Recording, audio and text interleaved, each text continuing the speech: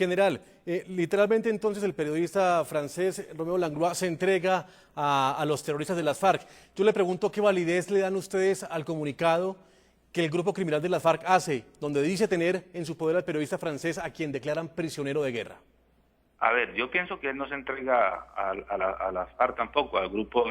Lo que pasa es que en la situación de desespero de él de ver esta imagen, póngase usted en la situación de él sale hacia un lado tratando de salvar su vida y seguramente se pierde en el área, busca refugio y posteriormente si ellos dicen tenerlo, pues lo deben tener como se supone.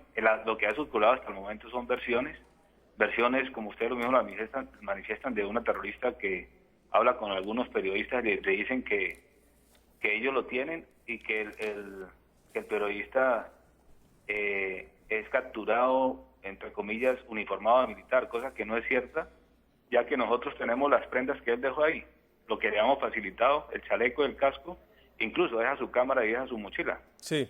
General, y para terminar, General Rey, agradeciéndole mucho su comunicación con la noche de NTN24, le pregunto cuáles son las recomendaciones que ustedes le hacen a los periodistas o a los medios de comunicación cuando realizan trabajos o actividades como lo que acabamos de describir.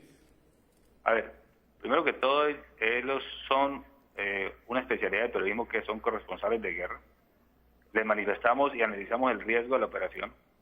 El riesgo de una operación de 200 en un año no se ha presentado ninguna situación de este tipo.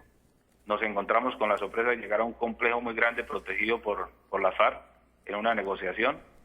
Se entra en combate, a él se le separa del combate, pero él abandona el resto de las tropas tratando de salvarse de una situación más crítica. Y lo que le decimos a ellos es, tengan la protección, van con nosotros, pero ustedes, hay un riesgo lógico de montarse solamente en una aeronave. El chaleco se le da prácticamente y el casco para cuando él descienda del helicóptero no vaya a ser golpeado, no vaya a ser impactado por alguna esquila o algo, o si en un ataque hay, se le pelea su vida, ya que para nosotros lo importante es preservar la vida de esto. Reconocemos el valor del periodista y de todos los periodistas, y en especial de estos corresponsales de guerra que lo que buscan es decir la verdad. Pues General Javier Rey, comandante de la Brigada de Aviación del Ejército de Colombia, muchas gracias por acompañarnos en la noche de NTN24 y compartir sus opiniones con la América Latina. No, a ustedes. Muchas gracias. Saludamos en nuestros estudios al señor Alfredo Rangel, él es experto en asuntos de defensa y de seguridad. Doctor Rangel, gracias por acompañarnos nuevamente en la noche, bienvenido. Muy buenas noches, gracias por la invitación. En Bogotá, Colombia, saludamos a Salud Hernández, ella es analista, periodista y columnista del diario El Mundo de España. Salud, gracias por acompañarnos, bienvenida. Y reportera, muy amiga de Romeo. Buenas noches. Y reportero de guerra que ha tenido oportunidad de estar en diferentes países, no solo en Colombia cubriendo el conflicto, sino en otros países, que ya hablaremos de eso, países que se encuentran en guerra. Salud, bueno, empecemos con usted. Salud, ¿cómo ve y cómo entiende usted lo que pasó con Romeo? ¿Qué fue lo que pasó? Porque él inicialmente estaba en una operación de laboratorio de droga, una operación, entre comillas, controlada por la fuerza pública, pero en sorpresa de la fuerza pública y de los que lo custodiaban, encuentran en un operativo de intercambio de droga entre carteles del narcotráfico, entre ellos las FARC, y se desata tremenda balacera. Bueno, primero hay que empezar por decir clarísimo que el Ejército no tiene ninguna responsabilidad aquí, ni el Ejército, la Fuerza Aérea, ni nada. Es decir, un periodista cuando va a un operativo de estos va por su propia voluntad y bajo su responsabilidad. El Ejército, como mucho, lo que puede hacer es prestarte pues la protección lógica que le prestaría a cualquiera, pero sabiendo que uno corre riesgos, obviamente. Luego, para nada tienen ninguna responsabilidad nadie de los que iban en el helicóptero y ninguno de los mandos que comandaban esa operación. Es decir, los únicos responsables es la guerrilla, y uno cuando va a cubrir eso, pues sabe qué riesgos asume. Luego, antes que nada, decir que para nada se puede juzgar eso. Luego, si Romeo llevaba o no un casco, de acuerdo que de pronto nosotros deberíamos llevar un casco azul, algo así, cosa que no hacemos, pero no por culpa del Ejército. Nosotros mismos somos pues más frescos, por así decirlo, no somos como los periodistas gringos que a lo mejor son pues más rígidos en esas cosas, en sus normas, pero la guerrilla hubiera disparado exactamente igual, con casco azul, verde, amarillo o rojo, tampoco no digamos mentiras. Sí, Salud, cuando usted dice que asume los riesgos, es que entre esos riesgos puede estar morir en el deseo de llevar una información. Pues por supuesto, yo conozco bien a Romeo y le aseguro que Romeo para nada culpa a los que estaban con él, al contrario, agradecerá la vida que dio ese sargento por él Y claro, es decir, y que no debería, ni siquiera él se lo hubiera exigido. Pero yo le aseguro, conociendo bien a ese periodista, como lo conozco, que él sabe que eso es responsabilidad de él. Él va de motu propio porque quiere a un operativo, porque quiere cubrirlo y porque la única manera de cubrir el conflicto armado de Colombia es yendo a los sitios. Usted y yo no podemos cubrir Unión Penella si no vamos a Unión Penella y no sabemos cómo está nada desde un escritorio de Bogotá. Luego lo lógico es ir sobre el terreno y a veces te toca ir con la guerrilla y a veces te toca ir con los militares y cuando estaban los paracos te toca ir con ellos. Y Romeo cubría todas las partes, a diferencia de mí, por ejemplo, que yo no me declaro neutral en este conflicto, yo estoy con el ejército, con las fuerzas militares, aunque cubra también guerrilla y paramilitares y Bacrim y lo que sea. Romeo era una persona completamente neutral en este conflicto y lo cubría de la manera más objetiva posible. Entonces, yo le aseguro que él, en este momento, lo último que está culpando es al ejército.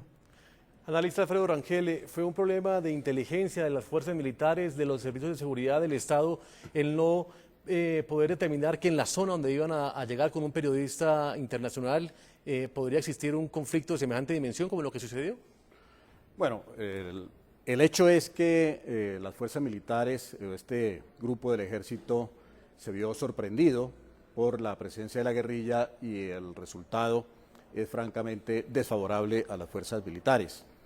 Hay que considerar que, según ha trascendido, estos guerrilleros iban vestidos de civil, lo cual significa una violación pues, al derecho internacional humanitario que exige que las partes estén uniformadas y sean claramente identificables. Así que confundirse con la población civil es un delito digamos, castigado por el derecho internacional humanitario. Eso en primer lugar. En segundo término, pues seguramente hubo una falla de inteligencia y la aprovecharon, obviamente, los guerrilleros para generar esta emboscada con las consecuencias que ya conocemos. Me parece igualmente, con Salud, que el único responsable de esta situación del periodista, pues son las FARC. Sí. Él es un civil, el hecho de que haya estado en este operativo militar no le quita sus características de civil. El derecho internacional humanitario también le exige a las partes contendientes el respeto y las garantías para los reporteros de guerra, a no ser que se involucren directamente en las hostilidades.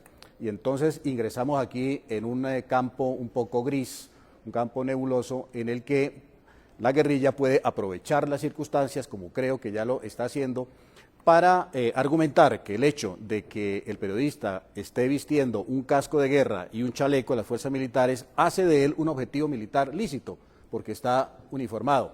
Y por eso es que han dicho que lo valoran como un prisionero de guerra. Esto genera un problema muy grave para el Estado colombiano, para la diplomacia colombiana. Dos preguntas, doctor Rangel. Y la primera, básicamente, si están de civil, los que aparentemente pertenecerían al Frente 15 no pueden ser también grupo de mafiosos, como lo dice también el general de la aviación de Colombia, que puede ser un intercambio de droga entre mafiosos y miembros de las FARC, los que también repelieron ese ataque. Por supuesto, las relaciones entre las bandas criminales y los grupos guerrilleros en Colombia se dan por doquier. Allí donde hay coca, generalmente hay una alianza entre grupos guerrilleros y estos grupos de bandas criminales o grupos mafiosos para compartir las ganancias de la droga. Pero, bueno, digamos, asumamos que a este reportero lo tiene la guerrilla de las FARC y que el comunicado que ha expresado que efectivamente lo tiene es auténtico, ese comunicado. Y a ese segundo punto, ¿hay algo de validez entonces en ese argumento de las FARC cuando dice que es un prisionero de guerra por tener, en este caso, algo privativo de las fuerzas militares, como es un casco de protección y un chaleco blindado? Desde nuestro punto de vista no lo es. Sin embargo, conociendo cómo las FARC son de oportunistas y de mañosas y de maniobreras, muy seguramente van a agarrarse de esa situación, de esa circunstancia, para decir, este no es un secuestrado, este es un prisionero de guerra. Y como las FARC no ha renunciado, por ejemplo, al tema del intercambio humanitario, no se nos haga extraño que pasado mañana, argumentando que él es un prisionero de guerra, exijan la liberación de algunos guerrilleros a cambio de la liberación de este reportero francés. Dicho sea de paso, en Francia, sabemos todos, hay una coyuntura política muy especial, estamos a puertas de una segunda vuelta Ya vimos que el presidente Sarkozy en algún momento presionó al gobierno colombiano Con el y el caso de gobierno Ingrid colombiano liberó a decenas de guerrilleros de las FARC para liberar a Ingrid Betancourt, cosa que finalmente no surtió efecto. Y a Rodrigo Granda, un gran cabecilla de las FARC. Y a ¿no? Rodrigo Granda, claro. Podríamos pensar que las FARC aproveche esta circunstancia igualmente para exigir la liberación de algunos guerrilleros que están presos a cambio de la liberación de este periodista francés, y el gobierno se estaría metiendo entonces en un pulso diplomático que francamente hubiera podido ser evitado. Hace un mes, cuando las FARC liberaron a 10 miembros de la fuerza pública que tenían en su poder, también anunciaron que no volverían a cometer secuestros extorsivos. El supuesto plagio del periodista Romeo Langlois habría roto esa palabra. Un nuevo engaño de las FARC a los colombianos y a la comunidad internacional, que vio con buenos ojos que el grupo terrorista quisiera renunciar a la práctica del secuestro.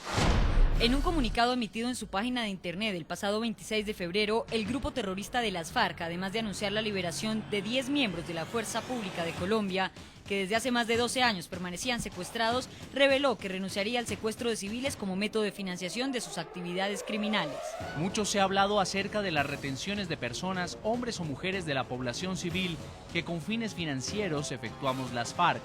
Anunciamos también que a partir de la fecha proscribimos la práctica de ellas en nuestra actuación revolucionaria. Es hora de que se comience a aclarar quiénes y con qué propósitos secuestran hoy en Colombia. El anuncio del grupo terrorista fue considerado histórico por varios analistas y expertos en el conflicto colombiano por ser la primera vez que las FARC hablaron de la liberación de todos los miembros de la fuerza pública en su poder y renunciaron al secuestro como forma de financiación de la estructura criminal. Sin embargo, hoy los criminales de las FARC, que nunca han dejado de ser contradictorios en su actuar, a través de varias llamadas a periodistas dieron a conocer que el Frente 15 de las FARC tiene en su poder al periodista francés de la cadena France 24, Romeo Langlois, desaparecido el pasado sábado 28 de abril. Tanto es el cinismo de las FARC que Langlois ha sido catalogado como prisionero de guerra. El periodista francés se sumaría a la lista de 2 militares por quienes las FARC no responde y de 405 civiles que siguen retenidos en poder del grupo terrorista, según la organización País Libre. Saludamos en Bogotá, Colombia, al señor Angelino Garzón, él es vicepresidente de este país, de Colombia. Muchas gracias, señor vicepresidente, por acompañarnos y bienvenido a la noche.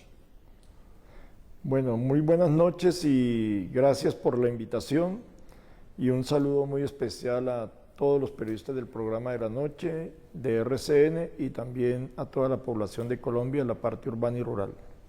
Señor vicepresidente Angelino Garzón, ¿qué información tiene el gobierno nacional sobre los hechos que terminan con la muerte de 4 hombres de la fuerza pública y el secuestro de un periodista francés tras una emboscada del grupo terrorista de las FARC el sábado pasado, el 28 de abril? Bueno, ya el gobierno nacional sabe que la guerrilla de las FARC es la que tiene al periodista francés secuestrado y por lo tanto ni el Estado colombiano, ni la sociedad colombiana, ni la comunidad internacional pueden aceptar de que es un prisionero de guerra.